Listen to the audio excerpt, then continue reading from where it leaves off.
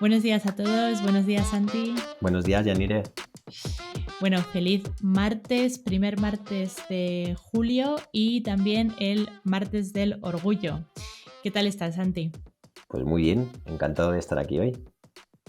Yo también, encantada de estar aquí. Ya hemos entrado en julio, estamos ya con las vacaciones tocándolas con la punta de los dedos. Ya están aquí Y estamos cerquita. muy contentos. Sí, ya están aquí cerquita, estamos muy contentos. Bueno, hoy como no podía ser de otra manera, siendo el día del orgullo LGTBIQ, queremos dedicarle este podcast a eso, al orgullo y a todas las personas del colectivo que luchan diariamente por ser uno más en la sociedad, aunque muchas veces no se les ponga fácil, tristemente, ¿no? Entonces, bueno, pues vamos a empezar desde ya. Tenemos muchas ganas de hablar del tema con el mayor respeto posible, por supuesto, y con los datos mejor recogidos que hemos podido. Así que vamos a meter cabecera.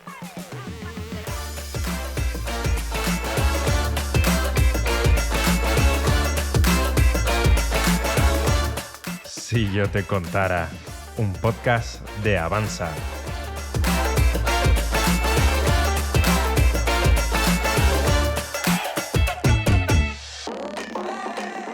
Bueno, Santi, hoy no he cogido ninguna frase ni ninguna cosa de ninguna serie ni de ninguna película, porque tenía un montón de referentes de cosas chulas que he estado viendo estos últimos meses, estos últimos años, sobre temas relacionados con el colectivo y me ha resultado complicado. Así que quería aprovechar para, antes de empezar con el tema en cuestión, recomendar unas series que me han gustado especialmente relacionadas con esa temática para que todos aquellos que nos estéis escuchando y que no las hayáis visto, pues que les echéis un vistazo. Pues adelante. Adelante. Pues mira, quería recomendar la más conocida de todas, que también se ha hecho muy viral últimamente, se llama Heartstopper, que es de Netflix y que es de dos chicos de instituto que se enamoran y es una historia muy bonita. Luego tenemos otra que se llama Podría Destruirte, que está un poco más en el colectivo trans. También hay una de hace un par de añitos o del año pasado de HBO que se llama It's a Sin, que es una maravilla.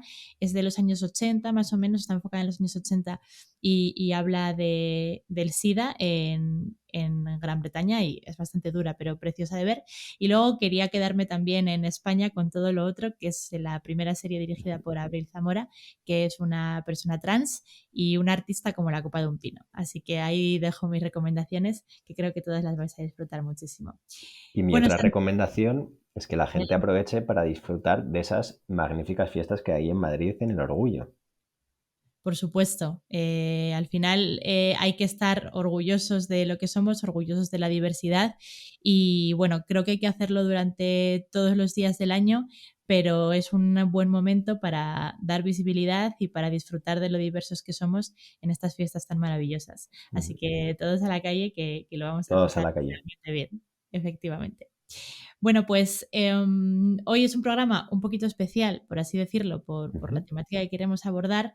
No queremos hacer pinkwashing, que es lo que hacen muchas empresas, que es en cuanto aparece estas fechas se ponen pues la banderita, los colores y bueno, realmente tampoco hacen mucho más, ¿no? Simplemente decir gays estamos con vosotros, ¿no? Que quede como raro, pero creo que lo hacen un poco así. Y no queremos ser así. Nosotros no queremos ser así, entonces, este podcast lo hemos querido dedicar a esto, pero sobre todo nos hemos querido documentar y hemos querido un poco hablar desde los datos y desde lo que nosotros podemos saber y podemos contar sobre ello un poco desde nuestro mundillo. Entonces, bueno, estamos en el mundo de la formación, y la educación en general es una cosa que por supuesto nos acompaña desde que tenemos uso de razón y creemos que es algo fundamental para conseguir una sociedad diversa y justa, ¿no? Y bueno, por eso primero nos hemos querido remontar un poquito en cómo han sido las últimas leyes de educación en España desde los años 90 hasta ahora, qué ha pasado, que sí es bastante interesante y sobre todo además porque al final lo que pasa en este país es que cada vez que cambia un gobierno también cambia la ley de educación, ¿no? Y bueno, por diferentes razones, pero en gran parte tiene mucha parte el tema de la diversidad sexual dentro de estas leyes de educación, y la verdad es que es una cosa bueno, que ha cambiado mucho en los últimos años. Entonces, bueno, vamos a por ello, Santi. A lo mejor creo que esta parte me voy a enfocar un poquito más yo, porque es Venga, un genial, sí, poco porque mi yo de parte esto de la verdad es que me encanta aprender.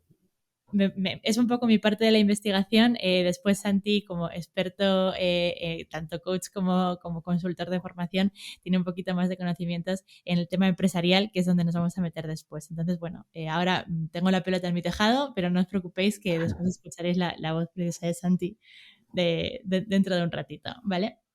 Bueno, pues yo me he querido documentar y tengo que decir que he encontrado un artículo de María Teresa Bejarano Franco y Beatriz García Fernández, que son dos mujeres miembros del Departamento de Pedagogía de la Universidad de Castilla-La Mancha, que vamos, estudiaba profundamente la manera que se tenía de abordar estas leyes, los contenidos en materia de diversidad sexual en las últimas leyes educativas que ha habido en España. Entonces, bueno, es un tema un poco intenso, pero vamos a intentar hacerlo lo más rápido y Posible. ameno posible, por supuesto. Entonces, bueno, pues queremos empezar por la LOGSE, ¿vale? Que empezó en el año 1990, se instaló en el año 1990 con el gobierno del PSOE en el poder. Y bueno, esta lo que hizo fue que incorporó contenidos específicos sobre educación sexual y afectiva a través de lo que ellos llamaban temas transversales, ¿vale? Estos temas servían para dar unos enfoques diferentes a las asignaturas y las hacían, pues estaban un poco más centradas en valores y contextualizado en problemáticas más actuales en su momento, ¿no? Pero bueno, sí que es verdad que al final la sociedad viene cambiando desde hace muchísimo tiempo, entonces como que por así decirlo se intentó que estuviese un poquito más actualizado. Sí que aquí por fin en una ley educativa se empieza a hablar de la importancia del tratamiento de contenidos relacionados con la educación para la igualdad tanto para los niños y niñas, pero luego también como para otros colectivos que poco a poco estaban empezando a coger protagonista porque siempre han sido los grandes silenciados, ¿no? Sí que es verdad que se empieza a visibilizar este tipo de contenidos, pero no se termina de hacer una mención explícita a aquellos aspectos relacionados íntimamente con el mundo afectivo y el mundo afectivo sexual. Esto fue así durante bastantes años hasta que llegó el PP con la Ley Orgánica de Calidad de la Educación, que se llamaba la LOCE, en el 2002. ¿Vale? Y aquí sí que empieza a recoger algún aspecto con la educación en igualdad más que con la educación afectivo-sexual también, ¿no? O sea, todavía sí que es verdad que, aunque ha pasado hace poquito, sí que como que nos costaba tratar estos temas. Sí que es interesante porque alude a la necesidad de cambios en materia de la legislación, pero no se hace mención de forma directa a aspectos relacionados con la sexualidad o a la afectividad. No es como que en ese momento parece ser que la sociedad estaba un poquito ya pues viendo que sí que se necesitaban cambios, pero como que no terminaba de dar esos pasos. Se hace un acercamiento, eso sí que es verdad, a tratamiento en igualdad de oportunidades, pero sí que se hace un poquito un retroceso en comparación con la ley anterior, con la LOGSE, porque no aparece en todo el preámbulo, en todo el inicio de todo esto, no aparecen los términos que sí que habían aparecido anteriormente, como pueden ser libertad, tolerancia o respeto, que vamos, que son términos fundamentales que tienen que aparecer en una ley educativa para niños de primaria y de secundaria, que son los que al final van a ser nuestro futuro y donde tienen que educarse, ¿no? Tampoco se hace mención además a posibles ideas relacionadas con el sexo ni género ni con la afectividad. Todo esto cambia en el 2006 con la LOE. Como podemos ver al final, o sea, cada vez que cambiaba de gobierno cambiaba la ley educativa, que estas son cosas que siguen pasando, ¿no? Siguen pasando a día de hoy. Siguen pasando, de hecho, vamos, la última de la que vamos a hablar es una del 2022, o sea que del 2021, perdona, de noviembre. Entonces, bueno, estamos igual, aquí estas cosas no cambian. Pero bueno, aquí lo que sí que es interesante de la LOE, que es la ley de 2006, es que había un componente nuevo que se llamaba competencias básicas. Entonces eran unas competencias que sí que se tenían que tener sí o sí en todas las autonomías, pero luego cada comunidad autónoma podía incluir a través de una legislación específica diferentes cosas que ellos considerasen. Y en concreto Castilla-La Mancha incorporó una competencia más que se llamaba competencia emocional, que es una cosa súper chula bajo mi punto de vista, y a ti seguramente, Santi, también te gustará También me mucho. gusta mucho, sí. Porque, bueno, hablaba, por supuesto, de las emociones, de la gestión de las emociones, de la comunicación, y luego también en su contenido atendía a referencias directamente relacionadas para el desarrollo de estas dimensiones más afectivo-sexual. ¿Vale? Después, el 28 de noviembre de 2013, se modificó parcialmente con la aprobación de la LOMCE en el 2013, una Con otro ley. cambio de gobierno. Efectivamente, o sea, todo esto es así, ¿no? Y encima los mismos gobiernos de siempre, por supuesto. Entonces, bueno, sí que es verdad que aquí se suprime por completo la competencia emocional que se había añadido anteriormente, pero sí retoma la utilización del lenguaje inclusivo. Bueno, pues bueno, una cosa mala, otra cosa buena, es lo que hay. Al fomento no se hace mención a una igualdad de oportunidades entre hombres y mujeres, sino que se hace más alusión a un fomento de relaciones de equidad entre ambos sexos, y empieza también a hablar, que no se había hablado anteriormente, de la diversidad familiar en nuestra sociedad. Esto sí que es un punto, yo creo que de inflexión importante, porque al final sí que empezamos a ver que ya se está viendo que hay otro tipo de familias, no son las típicas familias de un hombre, una mujer y dos niños, ¿no? Por así decirlo, pues que puede haber diferentes figuras paternas y maternas, y que no tiene por qué ser todo como está. Entonces, eso sí que fue un punto de inflexión importante, aunque sí que es verdad que después de todo eso, aunque se empieza a hablar de esa manera, se aborda muy escasamente la educación afectivo-sexual en esa etapa. O sea, sí que se habla y se tiene en cuenta, pero luego no hay materias relacionadas con ello en todo lo que venía siendo la etapa educativa de la gente. Y bueno, ahora estamos con la nueva ley educativa que sacaron PSOE junto con Podemos el 19 de noviembre de 2020, que se hace llamar la LOMLOE, y introduce cambios sobre la LOE anterior y deroga por completo la LOMCE, que es lo que acabamos de contar.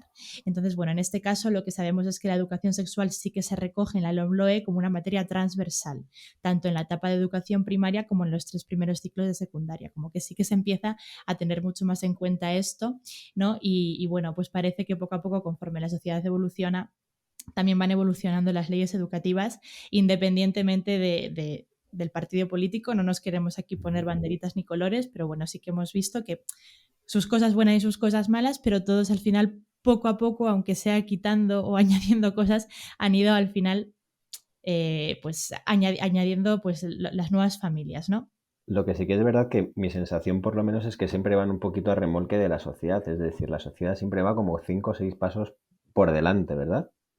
Por supuesto, eso por supuesto. Al final somos nosotros mismos los que tenemos que dar ese primer paso, los que vemos las realidades en el día a día y los que tenemos que dar ese primer paso. Y ya no solo las personas que puedan pertenecer al colectivo LGTBIQ, sino todas las personas que conocemos a gente, que estamos rodeadas de ellos y que les tenemos evidentemente como unos compañeros más o como unos amigos, como familiares, como personas más, que tenemos que apoyarles, ¿no? Porque muchas veces ellos solos no pueden si nosotros no les ayudamos y les damos la espalda. Y sí que es verdad, Santi, como tú dices, que van muy a remolque, muy a Muy a ver lo remolque. que se está cociendo por ahí, que ya nosotros nos subimos al carro después. Ojalá llegue el día Entonces, en el que estas leyes se vean con futuro, ¿no? A futuro, que prevean hacia dónde vamos a ir y que recojan de verdad las necesidades de la población. sí, eso, que no esperen a que pase, sino que ellos mismos puedan saber cómo actuar. Bueno, no estamos en ese punto, Bueno, pero bueno, es lo que una hay. reflexión al aire. Una reflexión al aire, efectivamente. Estamos trabajando en ella, como diría aquel. Bueno, todo esto creo que es interesante, creo que es un tema del que hay que hablar y del que tenemos que tener conciencia y conocimiento, pero bueno, sobre todo el tema que nos atañe a nosotros es qué pasa después de que estos niños, independientemente de que hayan recibido una buena educación o mala educación afectivo-sexual en el colegio, qué pasa después, ¿no? ¿Qué pasa cuando se incorporan al mercado laboral? Bueno, pues en el mercado laboral está un montón de temas como pueden ser los planes de igualdad y un montón de trabajo que tienen las empresas y los departamentos de recursos humanos detrás, ¿verdad, Santi? Vamos, desde luego. Y de hecho eso es una problemática porque muchas empresas a día de hoy no tienen bien integrado en su estructura un plan de igualdad que recoja todas las necesidades de la población. Claro, yo creo que por lo menos bajo nuestro punto de vista, nuestra realidad es que sí que hay cada vez más empresas como que están empezando a darle importancia a ello, pero lo están haciendo ahora, ¿no? Lo están haciendo en el 2022. Están empezando a tener más interés en ello, pero muchas veces también es complicado saber si lo hacen por obligación, ¿no? O Por de así cara, sí, decirlo. de cara a la Que, galería, ¿no? A la prensa, o porque de efectivamente. verdad. Efectivamente. Entonces, bueno, ¿qué sabemos de esto? ¿Qué beneficios se supone la gestión de la diversidad? ¿No? Porque hay muchas veces que al final lo que pasa es que, pues, por una cosa o por otra, no nos vamos a meter en camisas de 11 varas, que nos encontramos con empresas en las que no hay diversidad, en las que son todas personas prácticamente cortadas por el mismo Ujú. patrón, sin ningún tipo de, pues eso, de diversidad, ¿no? Y ya está. Em, ¿qué pasa con eso? O sea, al final, aparte de que, bajo mi punto de vista, aparte de que no hay esa diversidad y esa riqueza de la que podemos aprender de muchísimas personas, hay muchísimas cosas que consideramos que la gente se está perdiendo, ¿no? Que las empresas están perdiendo, no, si no se les tiene en cuenta a personas de colectivo LGTBIQ+, o incluso de otro tipo de colectivos, como pueden ser incluso las personas discapacitadas en muchas ocasiones, ¿no? ¿Tú cómo lo ves, Santi? ¿Qué opinas de todo esto? Pues mira, si quieres nos referenciamos directamente datos porque creo que muchas veces ilustran muy bien la realidad, ¿no? Ujú. Entonces, Sí, por ejemplo, el 24% de todas las personas LGTBI que salen del armario, al final son un 24% más productivas. El poderse liberar de toda esa carga hace que sean un 24% más productivas para las empresas. es fuerte el dato, Es porque al brutal, final yo demoledor. me imagino, o sea, me pongo en el lugar de una persona que está trabajando en una empresa y que le da miedo decir cómo es, que vamos, tú me dirás que va a cambiar eso en el trabajo de la persona y en la valía de la persona. Pero bueno, me puedo imaginar lo complicado que es y entiendo perfectamente que disminuya su productividad, la verdad. Y no solo eso, sino que las empresas además que son inclusivas con el colectivo, aumentan también a su vez el rendimiento en torno a un 3 o un 4%. Así que es algo, vamos, Claro, al final también está un poco relacionado, ¿no? Si al final sí. son inclusivas y si la persona que está trabajando ahí se siente inclusiva, o sea, se siente incluida, perdona, pues va a seguir trabajando, va a aumentar ese 24% de la productividad que comentabas y también va a aumentar un 3% el, Pero el, toda la empresa, o sea, en general, o la sea, empresa, por supuesto. No, porque todas las además personas que trabajan acaban siendo más productivas. claro, yo creo que al final eso también pues tiene mucho que ver con el ambiente de la empresa, El ¿no? ambiente, eso es. Cuando nos encontramos en un ambiente inclusivo en el que todas las personas se sienten bien tal y como son en su ambiente de trabajo, van a estar más alegres, van a ser más felices, van a tener más confianza en sí mismas para preguntar dudas, para aportar nuevas ideas, para todo y todo eso va a aportar un bienestar emocional a todos que se va a traducir en productividad. Entonces, eh, en el momento en el que haya una manzana podrida que haga que eso no consiga ser así por homofobia o por lo que viene, o lo que sea, es una cosa que hay que parar, o sea, es una cosa que no puede suceder porque ya no solo porque se está faltando el respeto a una persona, que por supuesto, por encima de todo, pero porque además ya pensando en términos empresariales económicos, es que le va a venir mal a todas las empresas, no tiene ningún sentido. Además, justo en temas económicos, cuanto más diversidad tengamos dentro de la empresa, pues mucho más ideas innovadoras vamos a tener. Y si nos ceñimos también a esa parte mucho más económica, otro de los datos es que el 71%, perdona, de las personas LGTBI y el 82% de las personas aliadas prefieren adquirir bienes y servicios, es decir, prefieren comprar en empresas inclusivas. Hombre, por Así supuesto. que al final también es bueno, pues un Un flujo de, aliciente. de dinero, claro, de clientes, que es muy importante también a tener en cuenta. Como yo Eso diría, es como así. una consecuencia al final, no lo tienes que ver desde ese punto de vista como puramente económico, sino como una consecuencia. Hacer las cosas bien y al final, pues la gente te lo acaba premiando. Eso es así. O sea, en ninguno vamos a querer contribuir a una empresa que atente contra los derechos de las personas. Por lo menos, vamos, ninguno de las personas que me rodea a mí. Luego no sé qué tipo de personas hay por ahí fuera que las habrá tristemente y por eso estamos como estamos, ¿no? Claro, Pero por supuesto, yo si en algún momento veo que hay una empresa que está haciendo algún tipo de acto homófobo, racista, lesbófobo, lo que sea, yo me bajo del barco, por supuesto. por supuesto. ¿Más datos, Santi? Pues mira, también estábamos diciendo que la gente aumentaba el colectivo, ¿no? De las personas del colectivo, que cuando salen del armario son un 24% más productivas. Pero ¿qué sucede cuando no salen del armario en sus empresas? ¿Qué sucede? Pues que un 17%, o sea, que tienen un 17% más de probabilidades de cambiar de empresa, ¿verdad? Claro, al final también es lógico, ¿no? Una persona que no se sienta a gusto consigo misma, que no le hagan sentir a gusto consigo misma en su lugar de trabajo, evidentemente no va a querer seguir con ellos. Es normal. Eso es. Bueno, pues quería comentarte también pues que a veces tenemos bastantes beneficios, ¿no? de la gestión de la diversidad dentro de las empresas, ¿no? Como puede ser eso que comentamos, esa atracción y retención del talento, esas Ujú. ideas innovadoras también, ¿verdad? Los resultados del trabajo en equipo, esa atracción de consumidores, el incremento de ventas, esa imagen corporativa. Realmente, al final, todo está unido. O sea, como hablábamos la semana pasada sobre el endomarketing, que todo está Ujú, unido, que cuando, o sea, también esto, quieras que no, tiene mucho que ver con el bienestar emocional de las personas. ujú, Entonces, cuando una persona se siente incluida, se siente bien, se siente a gusto en su empresa, siempre va a querer mantenerla y va a querer cuidarla, al igual que hablábamos en las otras ocasiones, ¿no? Con el ujú. endomarketing.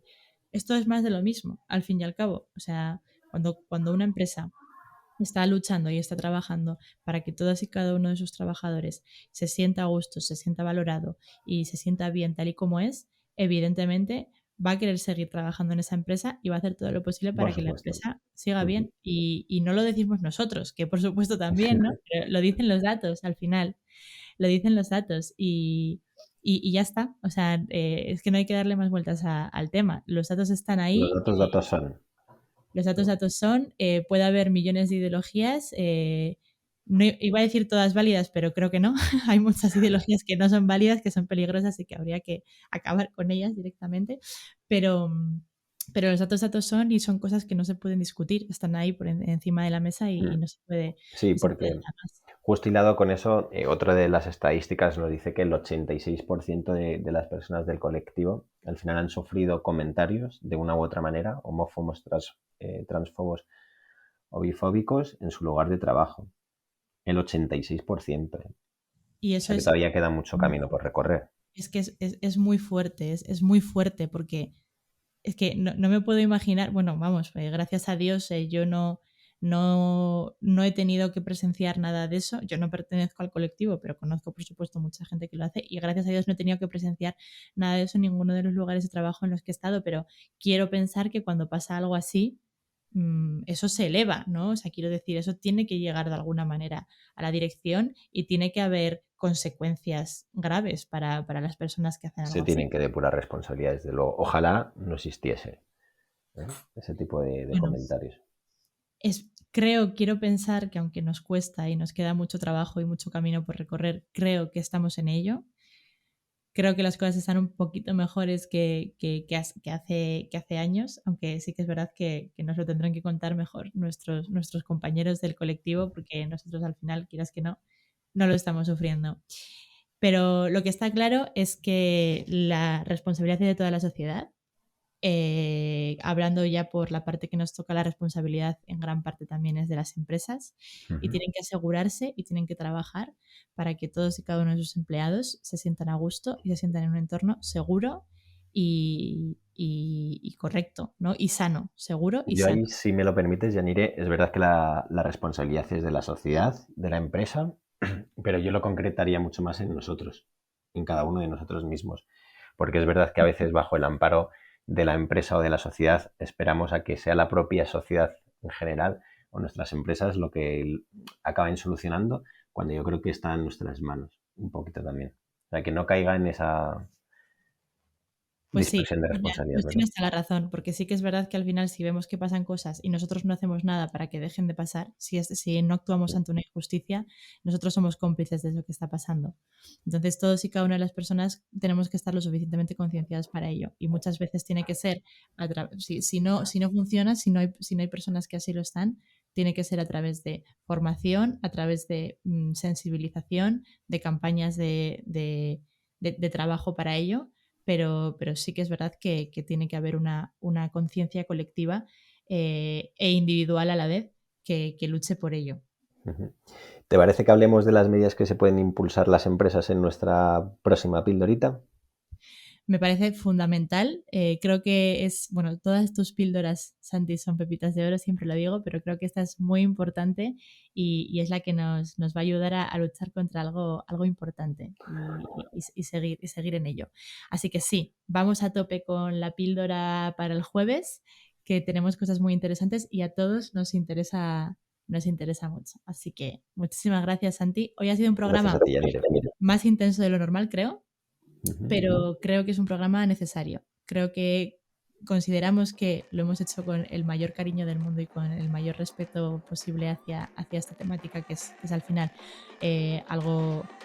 algo intenso, algo complicado muchas veces y algo con el que hay que mantener todo el respeto. Creemos que lo hemos hecho así, esperemos que lo hayáis disfrutado y sobre todo que hayáis aprendido y que los datos os hayan ayudado a ver la realidad tal y como es ahora. Así que bueno, Santi, nos vemos, millones de gracias como siempre, nos vemos en la píldora del próximo jueves y Nos ya vemos sabéis, el jueves. nos vemos el jueves y ya sabéis que estamos en LinkedIn como Avanza con dos zetas, información@avanza.es y en todas las plataformas, en YouTube, en Google Podcast y en Spotify como Si Yo Te Contara. Un abrazo a todos y hasta el jueves.